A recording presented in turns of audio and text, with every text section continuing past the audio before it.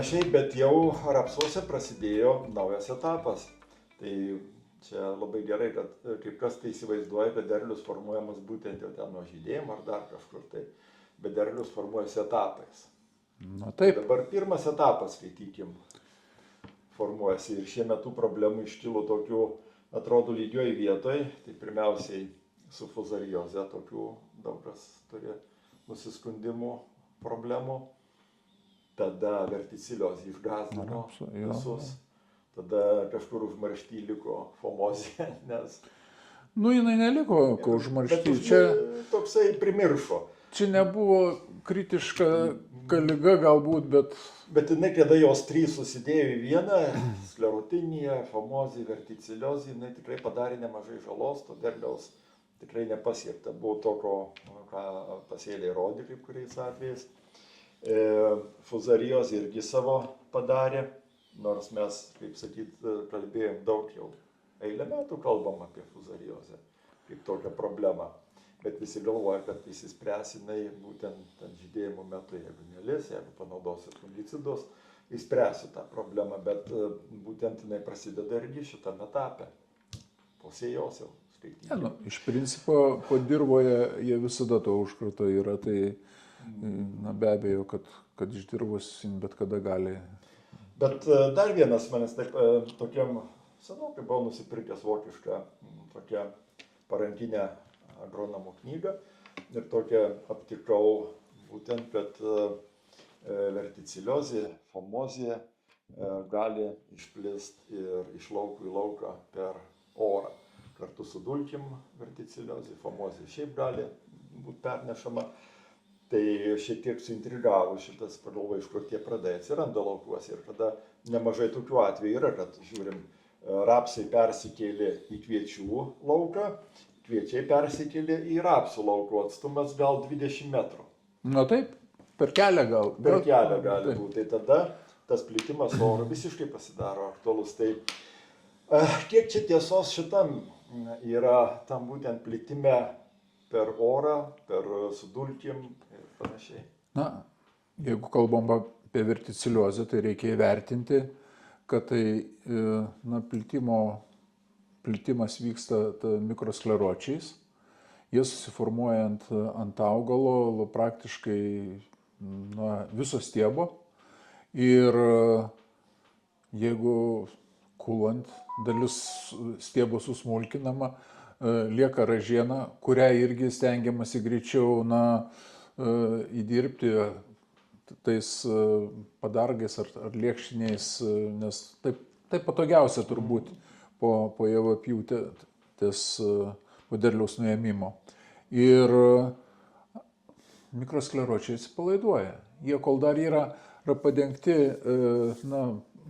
dengiamaisiais audiniais, tai jie taip greitai tiesiog yra pririšti prie tos ražienos, o jeigu paleidžiami tokie mechanizmai kaip smulkinimas papildomai dar, paviršinis tas paskleidimas, visi tie dalykai leidžia mikroskleročiam greičiau atsipalaiduoti.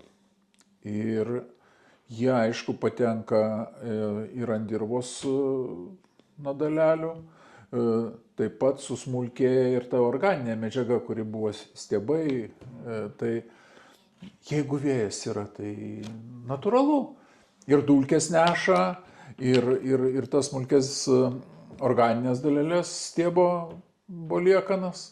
Ir pernešti gali toli, jeigu stiprus vėjas. Taip, o šiemet dienos vėjuotos. Ir kartu pasižiūrė, kaip tos dulkės skrenda gana tolokai. Tai žiūriu, literatūrai rašo, kad gali keliasdešimt kilometrų pasklist. Tai kodėl? Tai aišku, nes gali nuo lauko per lauką, kad gal jos kažkur nusileidžia, vėl pakyla nauja, vėjas stiprus ir vėl pakelia jas ir toliau neša. Tai čia tas plitimas visiškai galimas. Ir kada jos patenka į tą lauką, kuris buvo paruoštas ir pasėti rapsai, iš karto dirvožemyje toj vietoj tai nusileidžia ir lietaus pagalba gali įplauti būtent į tą pirmųjų šaknelių vystymosi gylį ir vyksta perkritimas. Kitas momentas, tai kad mes to užkrato to vis nepribojam susidarimą. Ir nukūlus rapsus, pabiros šiais metais labai gražiai greitai tai sudygo. Ir tam lauke praktiškai jau susidaro tas žalesis tiltas, nes užkratas iš karto patenka ant tų sudygusių pabirų ir per 2-3 savaitės jau naujus mikroskleročius formuoja. Ir ypač turbūt famozė šitas irgi žalesis tiltas labai padeda. Tai famozė, tai yra dar paprasčiau, todėl kad iš karto plinta askos sporomis, kurios vėjo ir taip pernešamos. Čia toksai jau daugiau klasikinis ar tradicinis plitimo būdas, kada sporas vėjas nešioja. Dasideda lietus, kuris irgi taško. Tai užnešė ant lauko vėjas sporas, atėjo lietus, jeigu rapsai tik dygsta, praktiškai tai yra skilčialapiai. Ir ant jų permeta tas sporas, kuriuos iš karto užkrečia. O ką tai reiškia skilčialapis? Viskas čia ir viskas šalia. Vienas dalykas, kada jau yra pirmieji tikrieji lapeliai, tai dar viena liga užkrečia lapą, nuo lapo keliauja į lapkotį, nuo lapkočio čia tada tik tai eina žemyn iki šaknies kaklelio, kur pagrindinė ta vieta yra, kuri labiausiai pažeidžiama. Ir tada atsiranda tas, ir aš kada perskaičiau, man tada taip toksai iš karto akyse vaizdas atsirado, kada Šakiuose važiavau pro vieną lauką ir nuo kelio matau, kad apie 50 metrų pašiaušėlių labai daug, o 50 metrų taip toliau mažėja ir visiškai dingsta. Tai pagalvojau, kad kada veža grūdus, nuo kelio tiesiog kada nuo mašinų ir nupučia tas sėklas, kad kažkas vežia užkrėstas. Ir jau pirmasis užkratas į lauką atėjo. Tai lygiai tas pats ir čia. Iš vieno lauko nuneši į kitą lauką, tu sėjai po kviečių, gal dar kažkas tam lauke buvo, atseit laikausi sėjomainus, bet su vėjo atsklido, gal net ne iš tavo laukų, gal iš kaimyninių laukų atsklido. Tai čia gali būti ir iš pravažiuojančios mašinos irgi taip pat, nes reikia pripažinti, jeigu yra mikroskleročiai, verticiliozės arba famozės askos sporos, jos irgi gali būti su sėkla.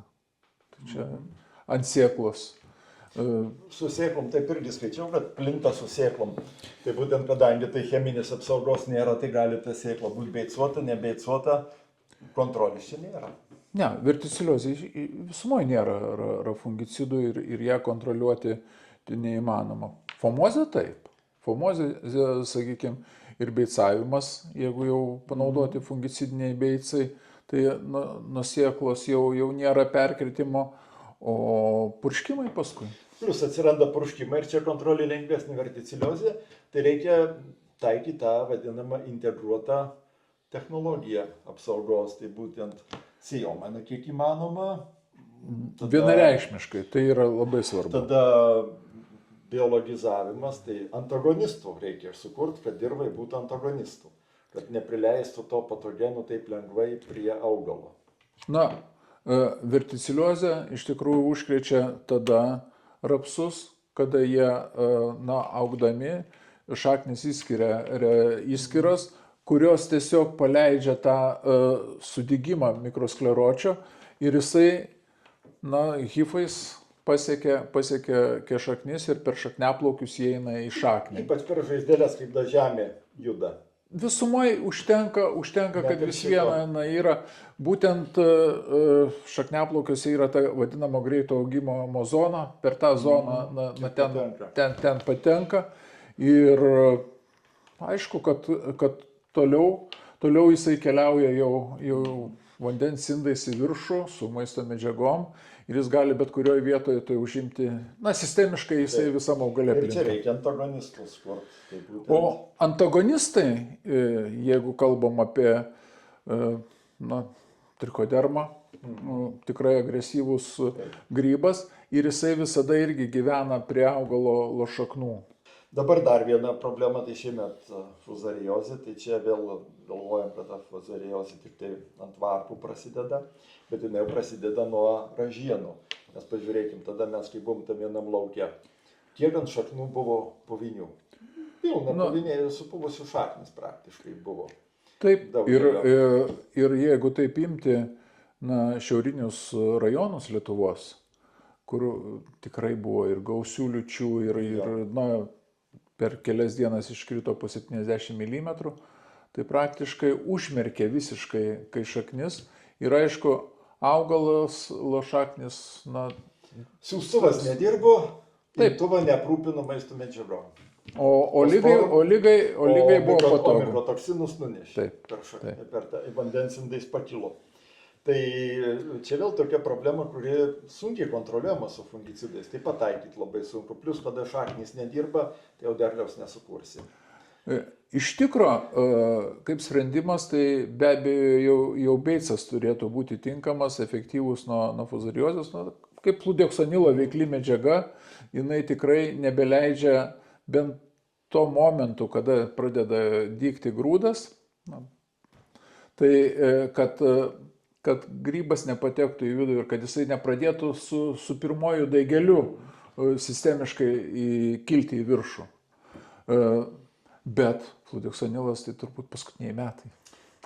Ir taip matos, sėkla beicuota, o šitas daigas tai ten sunku atskirti ar septoriozė, ar daigų, ar fuzariozė. Tie tokie geltonė susiraitę, jų labai daug. Po to atsikasi vėliau, vėl matai tokie nei gyvi, nei negyvi tie augalai įsilaiko iki pavasarį. Vieni žūsta, kiti toliau auga. Tokių pažeidimų yra, tai čia tas dirvos užkratas. Tai vėl aš matau tik tai tą integruotą sistemą, nes mačiau ir ariančių, ir turinčių daug problemų. Tai vienas ūkininkas taip jisai sako, aš pasibandžiau pusę lauko. Ta pati veislė, visa technologija, bet sako, aš truputį įdėjau daugiau, įdėjimų padariau rudenį. Tai jisai prie beicų dar pridėjo biologinį preparatą, kad sukurt tų gerųjų kareivukų apsaugą tokią, bakterijos atstumto. Tada turėjau galimybę 2 kartus išpurkšti huminės rūgštis. Vieną su herbicidais, kitą dar papildomai rudenį, prieš vegetacijos pabaigą. Ir tada pavasarį vėl mikrobiologiniai produktai, huminis rūgštis ir anksti pavasarį proteokonazolą purškti. Iš tos laukų dalies pas jį buvo užkrėstumas 0,4%. Tai skaitykim nebuvo. Nu, neviršijo, bet kuriuo atveju kitoj lauko daly, kuriai buvo tik tai purškimai standartiniai, vėliavinis lapas ir prieš žydėjimą fungicidas, buvo 5,2%. Tai sako, tas įdėjimas man, ką aš įdėjau, tai jis atsipirko ten be jokių kalbų, kadangi ten jau, kaip jis juokavo, ten sako, ėjo 4-okai, o čia ekstriniai. Ką ten 4-okai? Praktiškai tai yra tiesiu keliu į mišką tik tai važiuoti. Tai dar šarmus apnuodytum. Kurių ir taip nėra. Bet jisai išvalė, tai 4-okai gavosi, o ten ėjo ekstriniai. Derlingumo skirtumų, sako, tokių esminių, nes dabar kaip būna kartais. Ten būna kelių šimtų kilogramų skirtumas ir jau ten šaukiama, kad čia pažiūri 6% skirtumas, tai jisai nėra patikimas, tai gali dėl laukų savybių. Tai jisai sako, ten gal 8% kažkur skirtumas buvo, bet sako, man tas jau derliaus skirtumas manęs nedomina, mane domino užkrėtimas. Tai tiesiog kokybė grūdo. Tai sako, aš pasirodo sukontroliuoti galima, bet turi, sako, truputį įdėti. Ir patirtis, sumanumas, čia viskas susideda į vieną, žinios ir ta fiziologija, ligos, augalo fiziologija ir padeda šitą padaryti. Plius agronomų patarimai. Tai nes jeigu kartais ūkininkas neturi laiko, jisai tiesiog nepagalvoja, kad, na, gerai, čia paskui nupurkščiu, salietrus duosiu, o tas azotas paskatina kaip tik fuzavimą. Ne, taip galvojant, iš tikro, su augalų saugos produktais, na, reikia tiksliai pataikyti panaudojimo laiką. Absoliučiai. Šiais metais aš tiesiog įtariu, kad žydėjimas, kaip tas bazinis kviečių purškimo laikas nuo fuzariozės, na, jis galėjo truputėlį prasilenkti. Gal ne visoje Lietuvoje, na, bet ten, kur to lietaus buvo daug, kur buvo, pavyzdžiui, smilguolė. Sunkiai šiemet ėjo su smilguolė sukovoti. Ir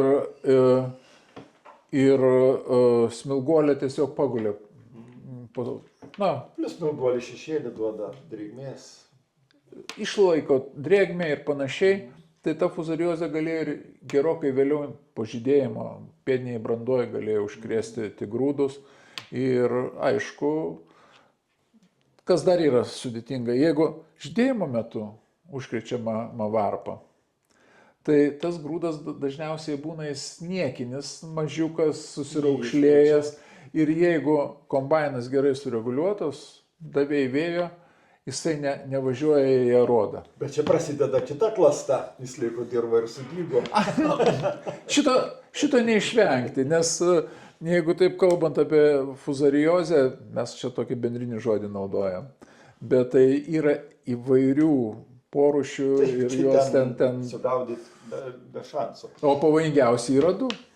Graminėjom ir kulmorom, kurie toksinus išskiria. O pavasarį sniego buvo, tas susidarė sąlygos geros, plus ilgai drėgna vėsų, plitimai idealios sąlygos, tai tas ankstyvas, aš taip pagalvoju, kad biologijos ir to proteokonazolo panaudojimas pavasarį jam davė tą pagrindinį tokį atsparumą augalą.